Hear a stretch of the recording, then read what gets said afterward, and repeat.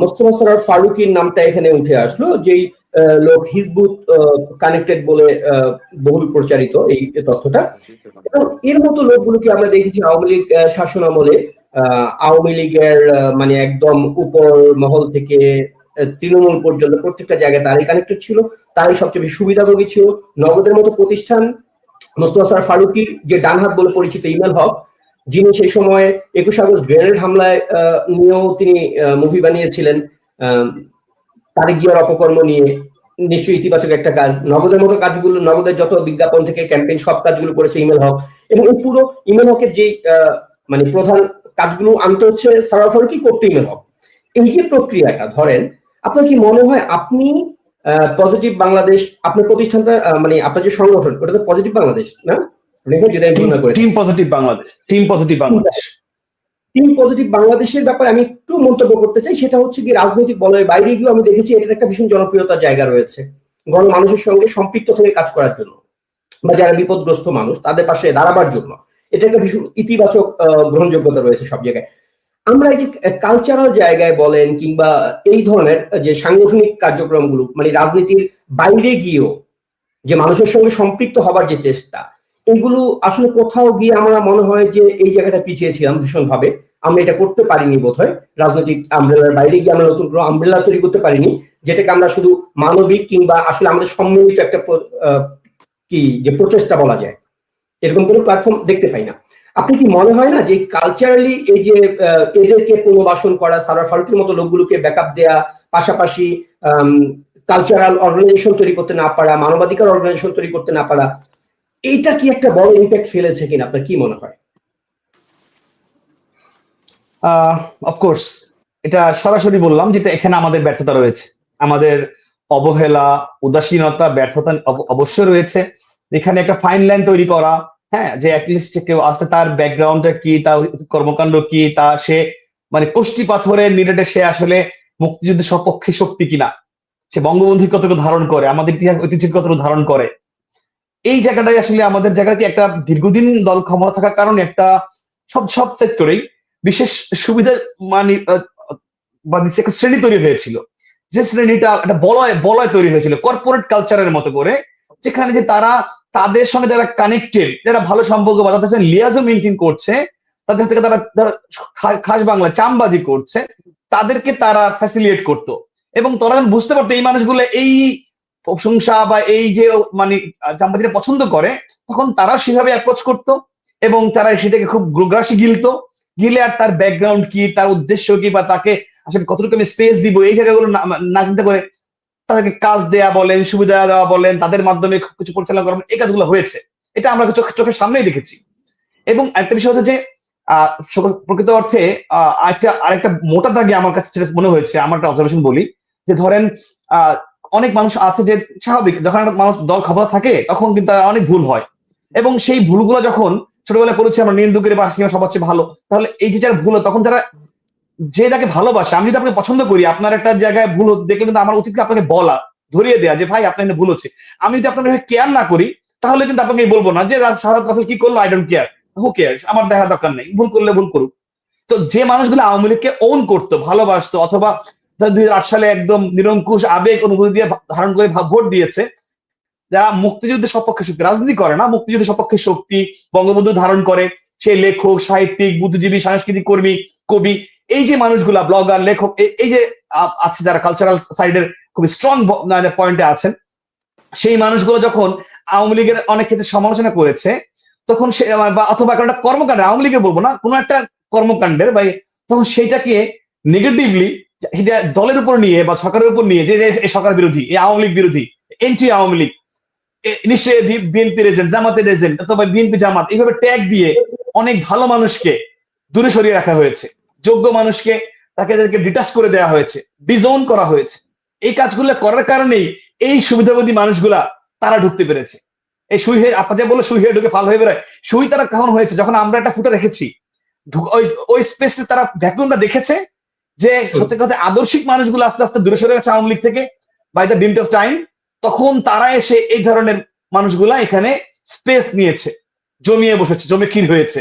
এটা কিন্তু একদিনে হয়নি, ধীরে ধীরে আপনার সেই পিএম কার্যালয় বলেন, আপনার গণভবন বলেন, এবং এই যে অনেক সংগঠন তৈরি হয়েছিল, অর্গানাইজেশন তৈরি হয়েছিল আওয়ামী লীগের আশেপাশে, যেগুলো আসলে খুব ধা চকচকে লাল গালিচা মানে কার্পেটের অর্গানাইজেশন, খুব হাইপ করা, কিন্তু আসলে বেস ছিল না, বেস কম ছিল, আদর্শিক ভিত্তি কম ছিল, যেখানে রিয়েল পার্সন গুলো কম ছিল, যারা আসলে মুক্তিযুদ্ধ ধারণ করা ওই মানুষগুলো কম ছিল, তাদেরকে রাখার, সম্মান দিয়ে আনার স্পেসটা কম দেওয়া হয়েছে। এখানেই আমাদের একটা ব্যর্থতা রয়েছে। করে দিতে চাই একটু, আপনি বলুন, আপনাকে একটা জাস্ট আমি পয়েন্ট যুক্ত করে দিচ্ছি। আপনি যেই সংকটের কথা বললেন, যে কোনো একটা গঠনমূলক সমালোচনা করলো পার্টির, ধরুন আমি আওয়ামী লীগের কর্মী নই, আমি আওয়ামী লীগের সাধারণ ভোটার, এবং আমার জায়গা থেকে আমি বিলিভ করি যে যখন আওয়ামী লীগ ক্ষমতায় রয়েছে তার কোনো কাজ যদি আমার কাছে মনে হয় যে দেশের জন্য কিংবা মানবাধিকারের জন্য কিংবা কোনো কিছু জায়গায় কনফ্লিক্ট তৈরি করছে, এই কাজটা বোধহয় এই কাজটা করা উচিত না, সেটা সমালোচনা করাটাকে আমি আমার দায়িত্ব মনে করি। এবং আমি গত 15 বছর 100% ইউ শুড ডু দ্যাট। আপনি যদি ভালোবাসা করা উচিত আপনার। এরকম আমার মতো ধরনের অজস্র মানুষ রয়েছে যাদেরকে সেই সময় শিবির ট্যাগও দেওয়া হয়েছে। রাইট, এটা ভুল করেছে, যারা করেছে তারা ভুল করেছে। কথাটা কেন বলতে হচ্ছে, আজকে এসে দাঁড়িয়েও, এই দুঃসময়ে দাঁড়িয়েও ধরুন আমি দেখতে পাই অনেক সময় ধরুন গোলাম রাব্বানীর মতো ফিগারকেও বিভিন্নভাবে বিতর্কিত করবার চেষ্টা করা হয়। আমার নামে দুদিন আগেও একটা ফেক একটা স্ক্রিনশট বানিয়ে সেটা শেয়ার করা হলো, সাদাস আওয়ামী লীগ বিরোধী কিছু একটা প্রতিষ্ঠা করার চেষ্টা। এবং আমি আপনাকে একটা জায়গা আমার অভিজ্ঞতা থেকে বলি, গত 2 বছরের যে অ্যাক্টিভিজম, সেই জায়গাটায় সম্ভবত 5 তারিখের পরে যারা একেবারে শুরুর দিকে কাজ শুরু করে তার মধ্যে আমি বোধহয় একজন হব হয়তো বা প্ল্যাটফর্ম। না, আমি দেখেছি, আমি তো আপনার সঙ্গে শুরু থেকে কানেক্ট আছি, আমি তো দেখেছি। তো তারপরে এসে ওই সময় অনেক সময় লাইভ হতো যখন আমরা গেস্ট পেতাম না, কথা বলবার মতো মানুষ পেতাম না, লাইভ ক্যান্সেল হয়ে যেত। কারণ আসলে আমি সেই জায়গাটাকে রেসপেক্ট করি, প্রত্যেকে তার জীবন নিয়ে আসলে ভয়ঙ্কর আতঙ্কের মধ্যে ছিলেন সেই সময়টায়, সেটা নিয়ে কোনো মানে আমার অবজেকশন নেই। কিন্তু যখন বিভিন্ন কমিটির প্রসঙ্গ এলো, যখন হয়তো বা একটু আনুপাতিক ভাবে মনে হলো যে একটু বোধহয় এই মুহূর্তে আগের চেয়ে বেটার নিরাপদ রয়েছে কেউ কেউ, তখন তারা বেরিয়ে এসে অন্যদের চরিত্র হরণের চেষ্টা করতে শুরু করলো সেই পূর্বের মতোই। কেউ আওয়ামী লীগার, কেউ আওয়ামী লীগার না, বা কাকে জামাত ট্যাগ দেওয়া যায়, কাকে আওয়ামী বিরোধী ট্যাগ দেওয়া যায়, ট্যাগের রাজনীতিটা এখনো বন্ধ হয়নি। রাব্বানী ভাই, এটা নিয়ে আপনি কি বলবেন? না না, আমি অ্যাবসলিউটলি এটা নিয়ে আমি কথা বলবো। আমি এটা হয়তো পরবর্তী আরো ইলেভেন্টলি বলতাম, এখন আমি জিনিসটা ক্লিয়ার করছি। এটা হচ্ছে দেখেন যে আমি একটা মানে জুলাইয়ের মধ্যবর্তী একটা ঘটনার কথা বলি। যখন আপনার 15 জুলাই 16 জুলাই যখন আপনার ঢাকা কলেজের আমাদের ছাত্রলীগ কর্মী সবুজ আলীকে নির্মমভাবে হত্যা করা হলো। যদি আপনি শহীদ বলেন, জুলাই আন্দোলনের প্রথম শহীদ কিন্তু আমাদের ছাত্রলীগের কর্মী সবুজ আলী, ঢাকা কলেজ। যখন ওকে হত্যা করা হলো তখন আমি এক নেত্রীকে একটা টেক্সট করলাম, জানালাম যে নেত্রী এরকম এই হয়েছে, ঘটনা আমাদের করণীয় কি। মানে তখন কিন্তু খুব একটা ইয়া অবস্থা, মানে মুখোমুখি যুদ্ধাঙ্গি সব জায়গায়। নেত্রীকে আমাকে ক্লিয়ারলি তিনি বললেন যে স্পষ্ট ভাবে যে এটা কোনো আন্দোলনকারী করে নাই, সাধারণ শিক্ষার্থীরাও করে নাই, এইটা এখানে পূর্ব থেকে পরিকল্পনা করে যারা বিএনপি জামাত যারা আছেন, যে মৌলবাদ সন্ত্রাসীরা আছেন, ওরাই ঘটনা ঘটিয়েছে, মানে পরিস্থিতি খারাপ করার জন্য। সুতরাং কোনো উস্কানিতে পা দেওয়া যাবে না, শাহবাগ যাও, এখানে গিয়ে অবস্থান নাও, তোমরা মানে ধৈর্য ধারণ করো, পরিস্থিতি সামান্য হলে সবগুলো আমরা দেখবো, কারা জড়িত তাদের বিচার হবে। তো তিনি কিন্তু একেবারে স্পষ্টভাবে বুঝিয়ে দিলেন যার যেটুকু দায় আছে, মানে অর্থাৎ এখানে ক্লিয়ার করলেন। আরেকটা এর পরও বহুবার বলেছেন, যারা প্রোফাইল লাল করেছে, যারা আন্দোলনে গিয়েছে বুঝে না বুঝে, তাদের কারো প্রতি তার কোনো রাগ ক্ষোভ অভিমান নেই।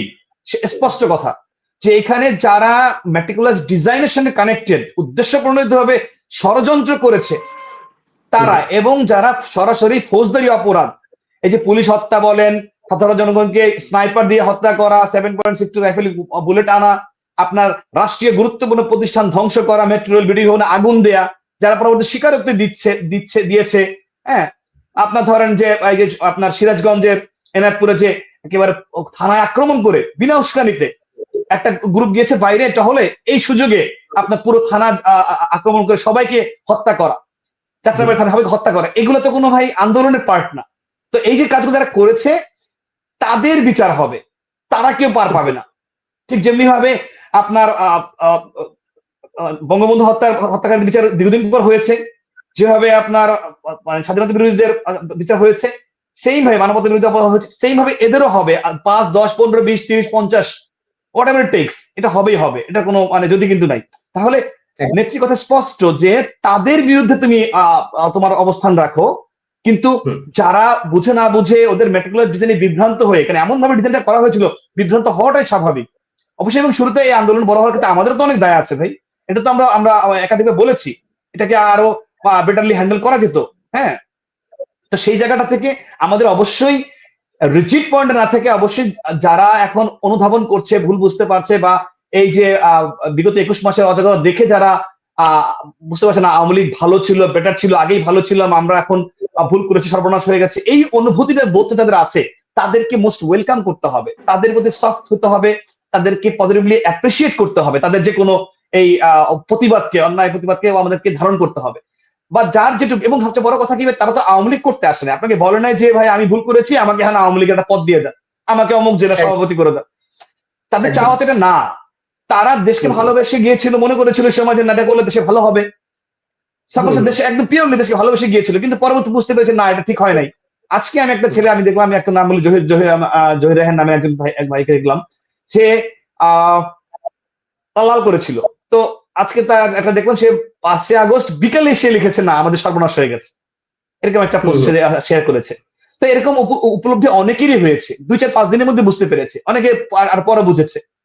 তো আলটিমেটলি তাদেরকে আবার খোঁচাখুচি করে, গোতাগুতি করে এ শিবিরে Jamaat, no, it's not the right way, এটা করা যাবে না, এটা নেত্রীর নিষেধ আছে। আপনি নেত্রীর চেয়ে বড় আওয়ামী লীগের হয়েন না, তার চেয়ে বড় আওয়ামী লীগের ভাব দেখায়েন না যে আপনি আপনি আপনি আওয়ামী লীগের ঠিকাদার না, কেউ আপনাকে ঠিকাদার হতে বলে নাই, এটা অনেকেই করছে, আমি কারো নাম বললাম না, অনেকেই কাজটা করছেন, যারা করছেন তারা আওয়ামী লীগের বন্ধু নয়, তারা প্রতিক্রিয়াশীল, তাদের সঙ্গে কিন্তু ওই যে জামাত হেফাজতের যারা উগ্রবাদী আছেন, প্রতিক্রিয়াশীল সকল গোষ্ঠীতেই থাকে, তারা কিন্তু একই পাল্লায়। এই প্রতিক্রিয়াশীল গোষ্ঠী আমার দরকার নাই। আওয়ামী লীগ একটি প্রগতিশীল উদারপন্থী দল, সবাইকে ধারণ করে, এবং আওয়ামী লীগ গণমানুষের দল। আমি আবার বলছি যে আওয়ামী লীগ, আওয়ামী মানে কিন্তু গণমানুষ, সুতরাং আওয়ামী লীগ মানে গণমানুষের লীগ, গণমানুষের দল, সুতরাং এখানে সবাইকে আওয়ামী লীগ করতে হবে না। কিন্তু আওয়ামী লীগ বাংলাদেশ সৃষ্টি করেছে, আওয়ামী লীগ সবাইকে ধারণ করবে। আওয়ামী লীগ যেমন সবাইকে ধারণ করে, তার শত্রুকেও ধারণ করে, পুরো বাংলাদেশকে ধারণ করে, তেমনি ভাবে তাদেরকে ধারণ করতে হবে। একে ওকে ট্যাগ দিয়ে, মানে এই দুঃসময়ে এসে আপনি 5 জন মিলে আওয়ামী লীগ করবেন, এটা কোনো লিমিটেড কোম্পানি না। সুতরাং এই জায়গা থেকে, এই ভুল ধারণা থেকে বেরিয়ে আসতে হবে। এটা আমি আবারও সবার উদ্দেশ্যে বলছি, যারা আজকে এই লাইভটা শুনছেন আছেন, ক্লিয়ার কথা, যে নেত্রীর কথা স্পষ্ট, সুতরাং তার চেয়ে বেশি বড় আওয়ামী লীগ সাজেন না। এই ধরনের উগ্রবাদী, একে ওকে ট্যাগ দিয়ে কাপা ছোড়াছড়ি করা নিজেদের মধ্যে, হ্যাঁ আপনি ঠিক আছে, আমি অনেক সমালোচনা করি, আমাকে যদি মনে হয় যে আমার দলের ভালোর জন্য, ইতিবাচক পরিবর্তনের জন্য কোন সমাধান করলে, বা কোনো কিছু বললে, কোন একটা দুর্বলতা ধরিয়ে দিলে, পয়েন্ট আউট করলে, সেটা বুঝতে, ধরতে, বা দলকে ফিরতে, ঘুরে দাঁড়াতে সুবিধা হবে, সাপোর্ট করবে, সেই জায়গাটা আমি করবো। কিন্তু উদ্দেশ্য প্রণীত ভাবে আমার একটা খোঁচাখুচির কারণে আমার একজন অ্যাক্টিভিস্ট কমে যাবে, একজন আওয়ামী লীগ থেকে দূরে সরে যাবে, আওয়ামী লীগ সম্পর্কে ভুল ধারণা পোষণ করবে, no, I can support it, এটা হতে পারা যাবে না। সুতরাং এই খোঁচাখুচি করা যাবে না, দ্যাটস ইট। হ্যাঁ, গঠনমূলক সমালোচনা আসলে আমি খুবই কমই দেখতে পেয়েছি, গঠনমূলক সমালোচনা, যে আচ্ছা গোলাম রাব্বানীর এই কাজগুলো খারাপ, এই কাজগুলো সংশোধন দরকার, এটা হলে দলের জন্য ভালো হবে।